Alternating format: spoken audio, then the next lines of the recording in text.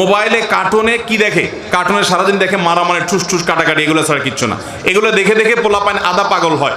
দেখবেন যে এখনকার পোলাপান যে আধা পাগলামি করে, ক্রেজি ভাব নেয়। আমরা ছোটবেলা বাচ্চাদেরকে এত পাগলামি করতে দেখতাম না। এখন দেখবেন যে নিজের বাপের দিকে পাও মারে, মায়ের দিকে ঘুষি মারে। কোন একটা বাপের সাথে আঙ্কেল বেড়াইতে আসছে তো তার এরকম আঙ্গুল দিয়ে ঠুস ঠুস করে, কারণ সারাদিন সে দেখে এগুলা। এবং পোলাপান দেখবেন এত বদমেজাজি।